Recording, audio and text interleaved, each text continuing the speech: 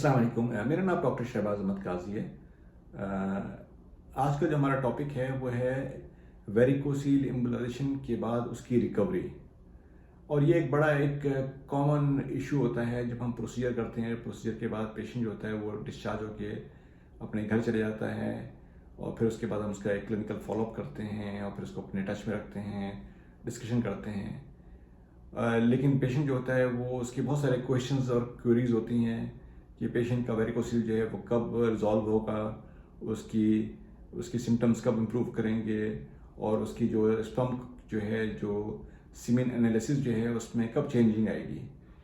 तो ये प्रोसीजर जो है वो तो एक स्ट्रेट फॉरवर्ड सिंपल सा प्रोसीजर होता है जो 45 मिनट्स के अंदर हो जाता है और उसी वक्त हम 1 घंटे के अंदर पेशेंट को डिस्चार्ज करते हैं। पेशेंट डिस्चार्ज होकर घर चले जाता है। इस प्रोसीजर का सबसे बड़ा फ़ायदा ये होता है कि इसके अंदर शॉर्ट रिकवरी होती है, यानी पेशेंट प्रोसीजर हुआ, अपने ड्राइव करके अपने घर जाता है अपने और अगले दिन अपनी जॉब के ऊपर वो जॉब स्टार्ट करता है। क्योंकि पेशेंट को ना कोई ब्लीडिंग होती है, ना उसको कोई पेन होता है। इस डे केयर प्रोसीजर होता है और पेशेंट अपने रूटीन वर्क में चले जाता है। हम प्रोसीजर के बाद पेशेंट को एक प्रोटोकॉल देते हैं जिसके अंदर उसको हम एक बेसिक पेन मेडिकेशंस भी देते हैं कि जाने के बाद ये आपने बेसिक मेडिकेशन जो है ना आपने इस्तेमाल करनी है, जिससे आपका पेन जो है थोड़ा बहुत जो प्रोसीजर से रिलेटेड है वो उसको आप वो कंटेन करेगा। अगर कोई इन्फ्लेमेशन होगी तो वो चीज़ें बेहतर रहेंगी। और नॉर्मली जो होती हैं आमतौर पे 2 से 3 दिन में पेशेंट फुली रिकवर हो जाता है। लेकिन कुछ ऐसे पेशेंट्स होते हैं जिसके अंदर पेशेंट को तकरीबन हफ्ता लगता है या 10 दिन लगते हैं। वो एक बहुत 5 से 10% लोग होते हैं जिनको रिकवरी थोड़ी सी डिले होती है और मेरे ख्याल हार्डली 2 से 3% होते हैं जिनको तकरीबन महीना लगता है रिकवरी होने के अंदर। अदरवाइज 95% लोग जो होते हैं वो 3 से 4 दिन में रिकवर हो जाते हैं। मैक्सिमम जो होते हैं 1 वीक में रिकवर कर जाते हैं। उसके बाद एक तरीक़ेकार होता है जिसमें हम पेशेंट्स को अपनी क्लिनिक में बुलाते हैं और उसका एक फॉलोअप करते हैं। और फॉलोअप के अंदर हम अल्ट्रासाउंड जो है अपने खुद करते हैं। हम किसी भी अल्ट्रासाउंडोलॉजिस्ट के ऊपर हम बिलीव नहीं करते, क्योंकि ये एक बहुत इम्पॉर्टेंट डिजीज़ है। और क्योंकि मैं ट्रीटमेंट कर रहा हूँ तो ये मेरा फ़र्ज़ है कि पेशेंट को भी मैं ही देखूँ। मैं किसी भी पेशेंट को अपने प्रोसीजर को उस वक्त तक नहीं करता जब तक मैं पेशेंट को खुद नहीं देखता, क्योंकि मेरा देखना सबसे ज़रूरी है।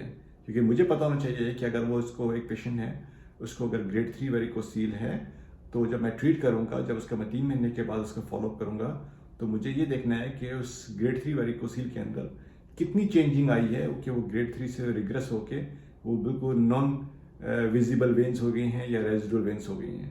तो ये एक सबसे इम्पॉर्टेंट है जिस पे मैं बहुत ज़्यादा स्ट्रेस करता हूँ। मैं अगर काम कम करूँ लेकिन अपनी क्वालिटी को मैं उस पर कोई कॉम्प्रोमाइज़ नहीं कर सकता अपने पेशेंट के लिए। तो पेशेंट को देखना मेरा जो है बिफोर द प्रोसीजर और आफ्टर द प्रोसीजर है वो बहुत इंपॉर्टेंट। तो ये हम पेशेंट को ज़रूर देखते हैं।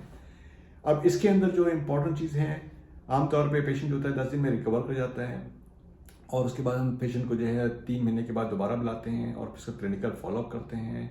और वो पेशेंट्स जिनको इनफर्टिलिटी का इशू होता है और उनको हम यही समझाते हैं कि इनफर्टिलिटी के अंदर वेरिकोसील एम्बोलाइजेशन के बाद आपने जल्दी नहीं करनी है। आपने 3 महीने के बाद कोई भी सीमेन एनालिसिस नहीं करना है। कम से कम आप उसको 5 से 6 महीने का आप उसको टाइम दें, ताकि जो है जो टेस्टिस के अंदर जो वेन्स हैं वो सारी की सारी फुली रिकवर करें, ताकि वो जो टेम्परेचर था जिसके नतीजे में वो जो ओलिगोस्पर्मिया यानी कि जो आपका जो स्पर्म काउंट या मोटिलिटी या वो सारी चीज़ें थी वो जो डिक्रीज़ हो रही थी उसमें उसके अंदर वो जो है वो सारी चीज़ें उसमें इम्प्रूवमेंट आए, तो फिर जाके जो है ना आपका प्रोसेस जो है वो कंप्लीट होता है।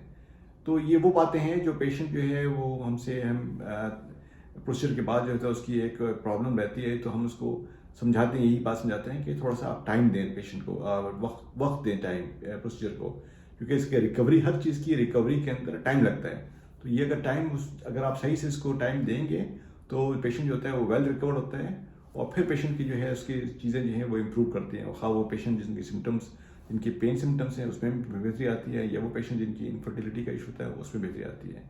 तो अगर आप वेरिकोसील से रिलेटेड और ये सारे इश्यूज़ के बारे में आप हमसे डिस्कस करना चाहते हैं तो हमारे 3 शहरों के अंदर क्लिनिक्स होती हैं, ऑनलाइन क्लिनिक्स होती हैं। हर डेली हमारी जो है क्लिनिक्स होती है वो फ्री ऑनलाइन क्लिनिक होती है। अगर आप हमसे रब्ता करना चाहते हैं तो हम हमारी सोशल वेबसाइट से हमारे व्हाट्सएप पे कम्युनिकेट करें। हमारी टीम आपसे जो एक ट्रेन टीम है वो आपको गाइड करेगी। शुक्रिया।